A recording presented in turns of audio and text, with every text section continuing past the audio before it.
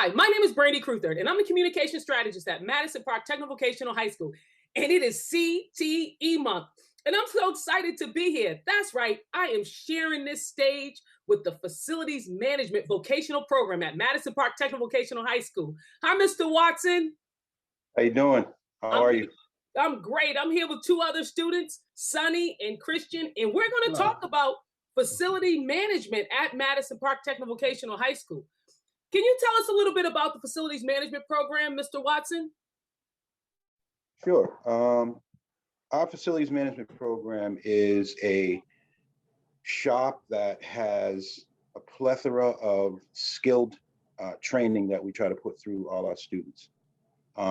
We have ninth graders, 10th graders, juniors, and seniors, and we set it up so that they start off with a safety program that gets them, to be able to use tools and just to be safe in the shop and amongst themselves. And then after that, we get them set up to start using tools and start building. And a lot of it is, there's not one thing that they get a chance to learn. We in our curriculum, we have painting, carpentry, we have some electricity, some plumbing, some welding, some HVAC. We've been focusing a lot on green technology.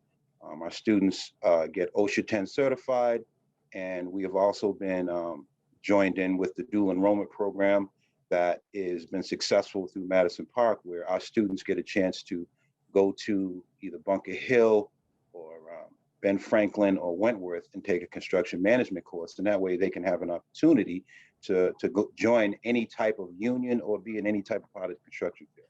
And they can still get a degree. So we backed it up 100%. Our students come in with sometimes just little knowledge of being able to use tools and being able to be mechanically inclined, but a lot of them get it naturally. And then some of them they do so well that they leave. Instead of going to college, they'll either go into the painters union or they'll go into HVAC, or they'll do something that has to do with construction. And we have 3 instructors, all different levels. We have one instructor who has a huge background in appliances. We have another instructor who has a lot of skills in carpentry, and I myself, I've been a general contractor all my life, and I've been connected to the painters union for over 30 years. So our students are getting the best of both worlds. What made you get into teaching? You said that you were a carpenter yourself, but what made you want to start teaching young people? I was self-employed for many years.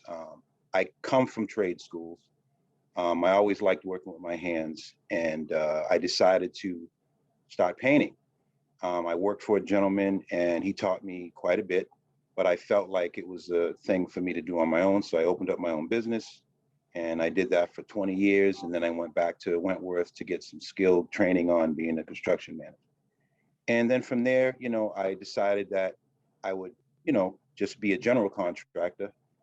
There was a time when business got really slow, and I said, I'm going to have to figure out another way to supplement my income. So I decided to try something else along with still contracting, and I got an opportunity to work for Youth Build. So they brought me in as a carpentry instructor, and I had never worked with kids before in my life. It was a life-changing experience. I never knew what it would be like to have and become a humble man with patience and to teach kids and to deal with all the things that young people have to deal with. It changed me. It changed me as a man. Then an opportunity came. There was an opening at Madison Park, and I says, I'm not, thinking of trying to go into a school. Went in for the interview, and it was stolen. Wow. I went in that summer without getting paid, and I worked with one of the instructors, and I loved it. And I've been there ever since. So you talk about facilities management. Now, one thing that you said is you learn a variety of things, that you guys have such a great infusion of, because you actually upkeep the buildings. Could you tell us a little bit more about that? Like, what kind of buildings do you upkeep, and how does that work? Our goal is to train our students to be able to be the person that can fix, repair, install things that are non-union. We don't want the kids to have to go into a union just to be a contractor. So we're teaching them non-union skills so that if they decide to go into unions, they'll still be able to do it.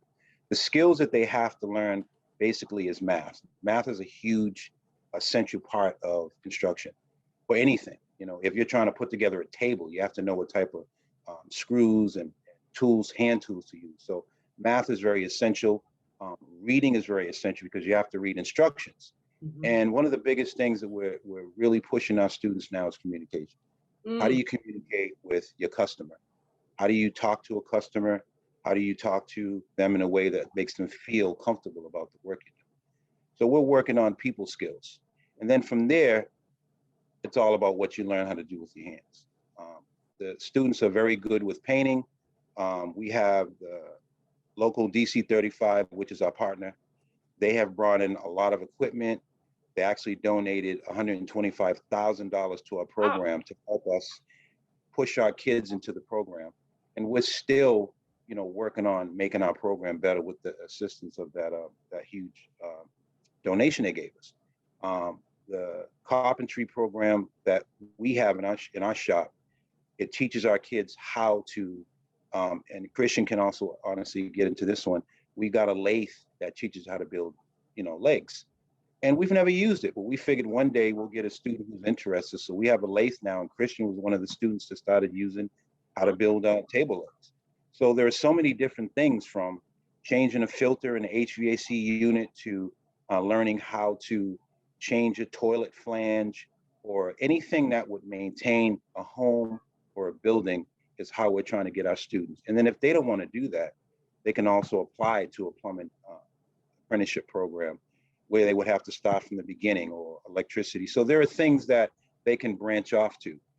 We have a lot of young ladies in our program, and we want the ladies to be just as efficient as the young men. And most of the ladies that come, young women that come on our program, are very, very intelligent, and they're like the bosses. You know, they come in The and baby bosses. they run the shop. You know, proudly they run the shop, I and love it. everyone respects them. And you know, we have a pretty good family. That's how we make it. Sonny, can you tell us a little bit about your experience? Why did you choose that particular vocational program? The reason why I chose facilities maintenance because first I don't want to be like stuck in one program. Like for example, you said that, oh, you know, plumbing. I don't want to be doing one thing. I want to do like every day something new, something exciting to do. And you know, I'm willing to do, like, you know, we learn like we learn a little bit of framing, metal and wooden framing. We learn how to do tile, tiling. We learn how to operate like tools like the table saw, bandsaw, and you know, many more. Wow, sounds so exciting. Christian, why did you choose the facilities management vocational program? Well, at first, when I decided to go to Madison Park, I was going to choose a different vocation because I didn't really want to follow my friends. You know, they were doing something else, and I didn't want to, you know, oh, let me just go with them. But then they just kept on pushing me, like, to just check it out, just to check it out. And when I did, I actually decided to stay in that shop instead of going to the other shops, because I realized that in facilities maintenance, we're able to learn new things and do more than what others do. We have more skills in there that we can learn. What's something exciting that you guys have done? Sonny, around the building, have you guys had an opportunity to fix your own school up? Oh yeah, we did. We just done this last year to 2020. We have a chance to go into school to repaint the school, but you know, since the pandemic, we have to follow this, you know, CVC, right? CVC, I think. Yes. Yeah, the CVC, where we have to keep social distancing. Basically, we have to wear a mask. We keep distance and all that stuff. So yeah, we did repaint the gym area of our school. And Christian, how did that feel to paint your own school and work in a building in which you're being educated in, and then to take your skills and be able to walk down the corridor and see that you're bringing change to your own environment? It was really interesting and actually really fun to see, because since this pandemic has been going on, BA really hasn't been able to do any type of working or seeing anybody besides through a screen. And when we got there, everybody was really stoked on working and actually like getting interested and focusing on the job. And we got to learn new skills and how to achieve things more faster and easier instead of making it more difficult for us. Mr. Watson, we know that COVID has really impacted a lot of things, and with school being so, in person, we're used to being around each other. What are some things that you've done to keep your young people in your particular program excited about learning? First and foremost, this senior class that I have is amazing. So it makes the job less stressful. I have a great group of seniors, and they were a great group of juniors last year. I just work with the juniors and the seniors, so I get an opportunity to learn a lot about them, and they get a chance to learn a lot about me. And our relationship building is very strong. I find that to be one of the best things about being a senior teacher, is that you have them for a good amount of years, and you get to grow and see what they like, what they don't like, personality-wise. You get to see their parents, talk to the parents, find out what their parents are looking to find their children to find some achievement in their life. And I think at this point, the remote has brought us closer in some aspects, and it's also separated us as far as being together personally. But we've been able to manage to have a really good rapport with each other. There have been days when sometimes, the remote has been overwhelming, and we still find ways to make it interesting. We get laughs. We have some very serious moments when we have to settle down and just really get the work done. Yeah. And there's been a lot of situations where we've had students that, just had such a hard time with coming to remote because socially it destroys you. But what happened is we managed to make sure that everyone got some type of love somehow, some way. And, we get in our little breakout rooms and we make sure that everyone gets a chance to, communicate about what they did last night or what they're doing over the weekend. So we try to make it as comfortable and as family orientated as possible, but we get a lot of work done. I love it. I love it. Sonny, I want to ask you a question. When you graduate, what would you like to do after leaving Madison Park Technical Vocational High School now that you're a senior? So my plan was first to go to any type of union, not any type of union work like painting union, carpentry, any type of union work. But now there's an opportunity where North Bennett is saying that you can learn skills there. Like I want to learn how to become a locksmith. So I want to take. So after high school, I'm going to go straight to North Bennett and learn how to become a locksmith. Okay. And from there, I figure out my ways. I love your excitement. Christian, what about you? So I'm moving at the end of this year, and so I'm planning going to a trade school for college. And after that, I'm planning on trying to do interior designing as a job. Well, that sounds so exciting. Mr. Watson, how does this feel to have two of your students right here telling you like their future, and they're so young, but they're already able to walk into a career? Because remember, Madison Park Technical Vocational High School isn't just any school, it's a career-ready school. And for you to be able to produce these young people that can go out to industry and take care of themselves, and just to hear them talk, how does that feel? Ms. Cruthers, it's the goal. The goal is to prepare these young men and women to be able to take care of themselves, to be able to be employable, not just in a Staples or an Expression sneaker store or Target. The goal is to get them into a career that they're going to like and grow and take care of their families, and to be middle-class citizens. That's the goal. And it takes time to get, young people to really figure out what they want to do for their future. But if they have somewhere to start, if the base comes, they have a base to work with. And like Sonny said, if he goes into North Bennett, he's going to have a base to take him wherever he wants.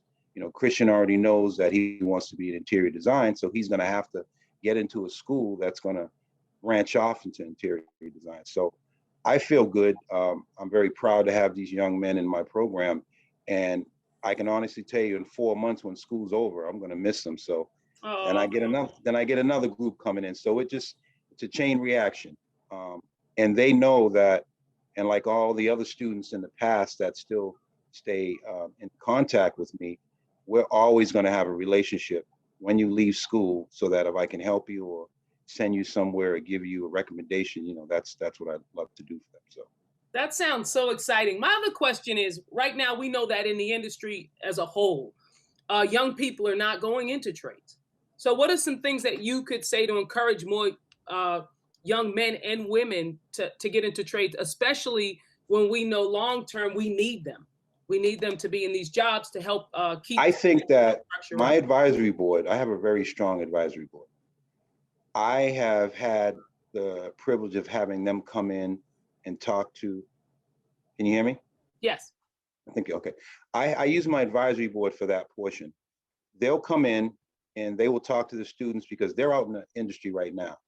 They're letting them know that, hey, I need you to do this. I need you to be able to be employable. So hearing it from other than me and having someone from the outside come and give these students some of their experience is better off than hearing it from the teacher every day. So I'd rather kind of hand them off to someone in the industry and let them give them some of the spiels of what it's like to be out in the world. And then we look at the statistics of Boston. The statistics of Boston is that you have to pretty much be well off in order to have an apartment, to buy a house. Boston is very expensive to live in. So we're trying to prepare them for when you leave here, you're not going to just go out and buy a house or move into an apartment because it's very expensive. So what are you going to do? What are the steps you're going to make so that you're employable? What are the steps you're going to make so that you can take care of your mom and your dad and contribute to rent and all that? There's a lot of layers to leaving school as a high school student that they're going to have to be prepared for. And Sonny, do you feel like you're ready? Graduating?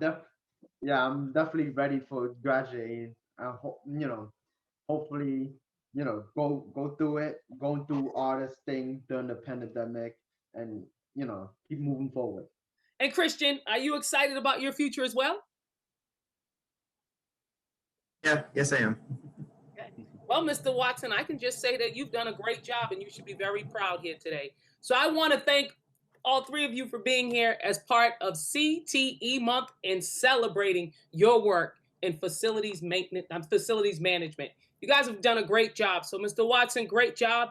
And I salute you right now, having these two wonderful seniors go out into the world and be career ready, because that's one thing that I like is now they already have a skill set and they'll be able to take care of themselves. So thank you for being a part of today's show.